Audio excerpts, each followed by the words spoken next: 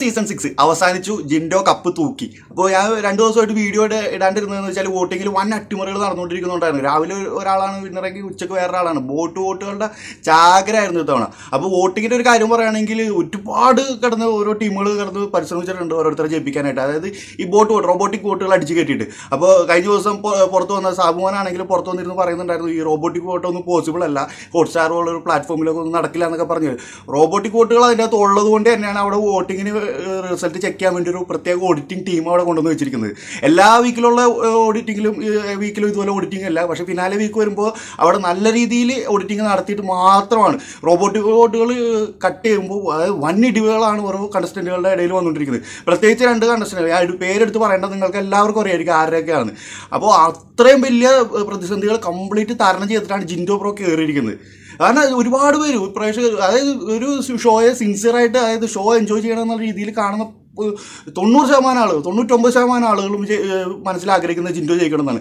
അല്ലാണ്ട് വളരെ ടോക്സിക് ആയിട്ടുള്ള രീതിയിൽ ചിന്തിക്കുന്ന കുറച്ച് ഫാൻസ് മാത്രമേ ജിൻഡോ തോക്കണം എന്നുള്ള രീതിയിലായിരിക്കും. കാരണം അത്രയും വലിയ ലീഡാണ് പുള്ളി ക്രിയേറ്റ് ചെയ്ത് വെച്ചിരിക്കുന്നത്. മറ്റു സീസണിലെ പോലെ ഇതുപോലെ വോട്ടിങ്ങിൻ്റെ ഗ്രാഫ് ഈ ഫിനാലയിൽ കാണിക്കുകയാണെങ്കിൽ ജിൻഡോയുടെ ഗ്രാഫ് 1 ലീഡിൽ നിൽക്കും. കഴിഞ്ഞ സീസണിൽ അത് ഒഴിവാക്കിയതെന്ന് പറഞ്ഞാൽ അഖിൽമാരാർ 80% വോട്ട്, ടോട്ടൽ വോട്ടിൻ്റെ 80% അഖിൽമാരാർക്കായിരുന്നു. അതുകൊണ്ട് അത് കാണിക്കാണ്ടിരുന്നു, ഷോയുടെ ക്രെഡിബിലിറ്റിയെ ബാധിക്കുന്ന രീതിയിൽ അത് ഒഴിവാക്കിയായിരുന്നു. അപ്പോൾ ഈ ഒരു സീസണിൽ അത് കാണിക്കുകയാണെങ്കിൽ അതേ സിറ്റുവേഷൻ തന്നെയാണ്. കാരണം അത്ര വലിയ മാസീവ് സപ്പോർട്ടിലാണ് ഓഡിറ്റിംഗ് കഴിഞ്ഞിട്ടുള്ള വോട്ടിംഗ് റിസൾട്ടിൽ കിട്ടിക്കൊണ്ടിരിക്കുന്നത്.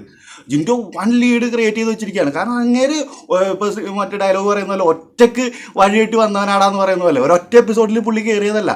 പുള്ളിയുടെ ഗ്രാഫ് എടുത്ത് പോയി കഴിഞ്ഞാൽ ഒരൊറ്റ എപ്പിസോഡ് കൊണ്ട് പുള്ളി ഇതുപോലെ ഇത്രയും വലിയ ഫാൻ പവർ ക്രിയേറ്റ് ചെയ്തതല്ല. ഓരോ എപ്പിസോഡിലും ഗ്രാജുവലി പതുക്കെ ക്രിയേറ്റ് ചെയ്ത് സ്വന്തമായി ബിൽഡ് ചെയ്തെടുത്തൊരു ഫാൻ ബേസാണ് പുള്ളിക്കുള്ളത്. അല്ലാണ്ട് ഒരൊറ്റ ദിവസം കൊണ്ട് വലിയൊരു എല്ലാവരും പറയുന്ന പോലെ PR വർക്കിൻ്റെ ബേസിൽ മാത്രം കയറി വന്നതല്ല. PR വർക്ക് എല്ലാ കണ്ടസ്റ്റൻറ്റുകൾക്കും ഉണ്ടാവും, അത് ഇല്ലാന്നൊന്നും ഞാൻ പറയുന്നില്ല.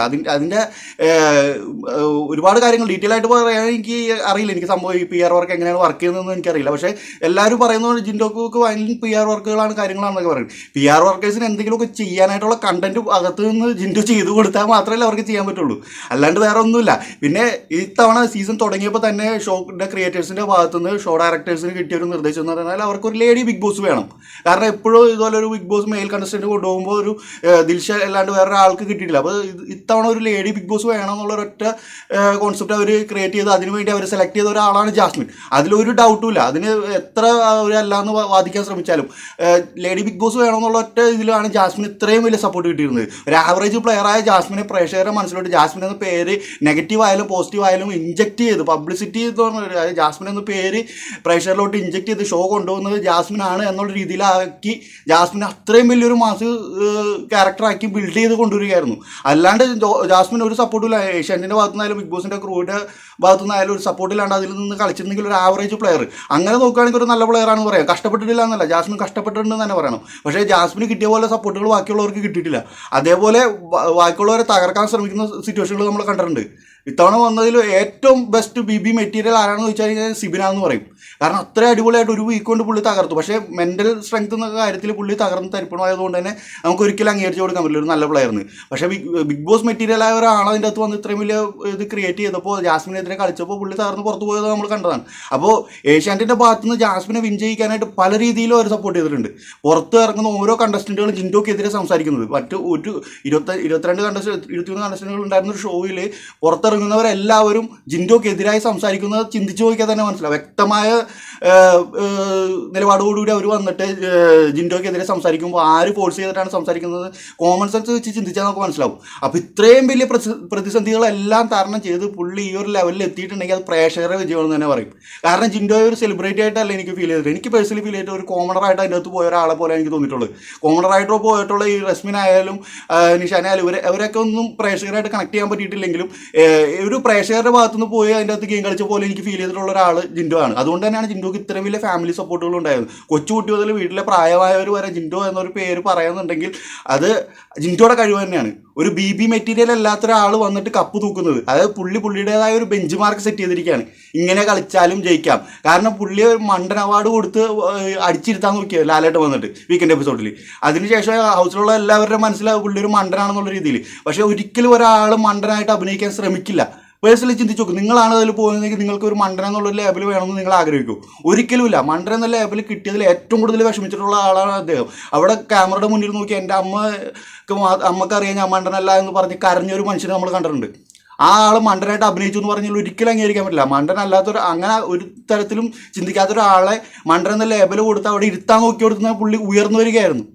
അപ്പോൾ അത്രയും കഷ്ടപ്പെട്ടിട്ടുണ്ട്. ഒറ്റയ്ക്ക് കളിച്ച് കയറി വന്ന ഒരാൾ കോമ്പോ പിടിക്കാൻ ഒന്നും നിന്നിട്ടില്ല. ഒറ്റയ്ക്ക് കളിച്ച് കയറി വന്നിട്ടുള്ളതാണ്. ഹൗസിലെ പലരും ഇതുപോലെ ഡൗൺ ആവുന്ന സിറ്റുവേഷനിൽ എല്ലാവർക്കും അങ്ങോട്ടും ഇങ്ങോട്ടും ഒക്കെ സപ്പോർട്ടായി നിൽക്കുന്ന നമ്മൾ കണ്ടിട്ടുണ്ട്. പക്ഷേ ജിൻഡോ അതിൻ്റെ അകത്ത് കരയുമ്പോഴും അത് അഭിനയമാവുകയും ജിൻഡോയുടെ കാര്യങ്ങളെല്ലാം കളത്തരമാവുകയും ജിൻഡോ ഒറ്റയ്ക്ക് പോയിരുന്ന കരയുന്ന സിറ്റുവേഷൻ എല്ലാം കണ്ടിട്ടുണ്ട്. ഇപ്പോൾ കഴിഞ്ഞ എപ്പിസോഡുകളിൽ ജിൻഡോ പറയുന്നുണ്ട് ഒറ്റയ്ക്ക് ബാത്റൂമിൽ പോയിരുന്ന് കരഞ്ഞിട്ടുണ്ടെന്ന്. കാരണം ഒരു മോർണിംഗ് ആക്ടിവിറ്റി ഒക്കെ വരുമ്പോൾ തന്നെ എല്ലാവരും ഗ്രൂപ്പായിട്ട് പുള്ളി അങ്ങ് അറ്റാക്ക് ചെയ്യാണ്. അത് പുള്ളി വേണമെന്ന് വെച്ച് ചെയ്യുന്നതല്ല, പക്ഷേ അവിടെ തകരാണ്ട് നിന്ന് അതെല്ലാം ഫേസ് ചെയ്ത് മുന്നോട്ട് വന്നത്.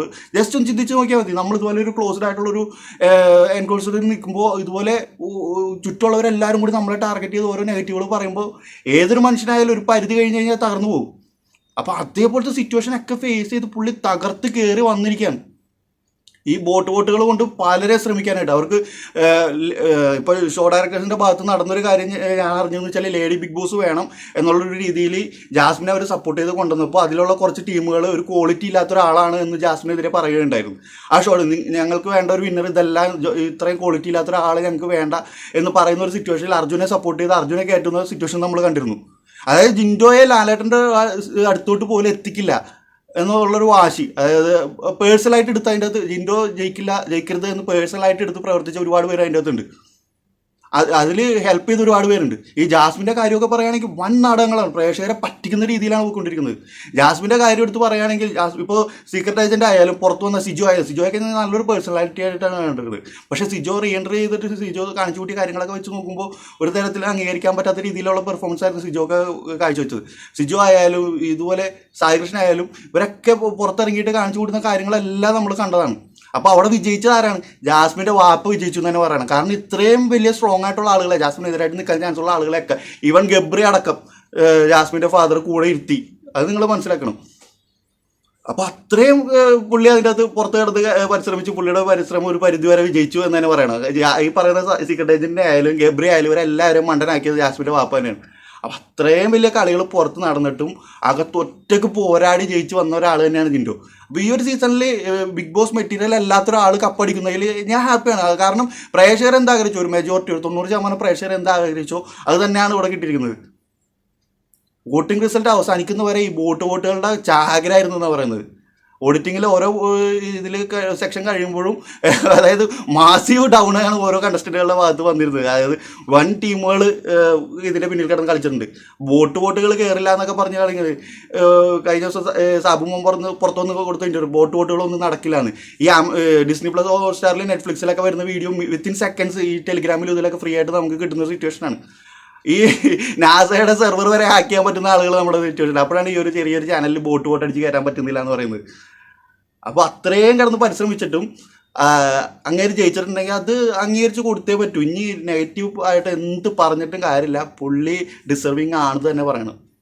അതിങ്ങനെ കളിക്കാമെന്നുള്ള പുതിയ ബെഞ്ച് മാർക്ക് സെറ്റ് ചെയ്തിട്ടാണ് പുള്ളി. അങ്ങനെ വന്ന ഏഷ്യാനെറ്റ് ന്യൂസിൻ്റെ വീഡിയോ എടുത്ത് നോക്കിക്കഴിഞ്ഞാൽ നിങ്ങൾക്ക് മനസ്സിലാവും ജാസ്മിന് വേണ്ടി അവർ എന്തോരം കിടന്ന് പരിശ്രമിച്ചിട്ടുണ്ടെന്ന്. ഈ ലാസ്റ്റ് നിമിഷം ഒരു കണ്ടസ്റ്റൻറ്റും കിട്ടാത്തൊരു പ്രയോറിറ്റി ജാസ്മിന് കൊടുത്തുകൊണ്ട് ഏഷ്യാനെറ്റ് ന്യൂസ് ചാനലിൽ ജാസ്മിന് വേണ്ടി മാത്രം ഒരു ന്യൂസ്. ജാസ്മിനാണ് ഏറ്റവും വലിയ പ്ലെയർ, ജാസ്മിനാണ് കണ്ടൻറ്റ് കൊടുത്ത് കണ്ടൻറ്റ് ക്യൂൻ, ജാസ്മിനാണ് ഈ ഷോ മുന്നോട്ട് കൊണ്ടുപോയെന്നൊക്കെ പറഞ്ഞ് ഏഷ്യാനെറ്റിൻ്റെ ഭാഗത്തുനിന്ന് ഒരു ന്യൂസ് ഇറക്കണമെങ്കിൽ ഇത്രയും പബ്ലിക്കിൻ്റെ മുന്നിലോട്ട് ഇതുപോലൊരു വീഡിയോ ഓപ്പണായിട്ട് ഇടാനുള്ള ഒരു കോൺഫിഡൻസ് അവർക്ക് ഉണ്ടെങ്കിൽ പ്രേക്ഷകർക്ക് പുല്ല് വില കൊടുത്തിട്ടാണ് അവർ കാണിച്ചു കൂട്ടിയത്.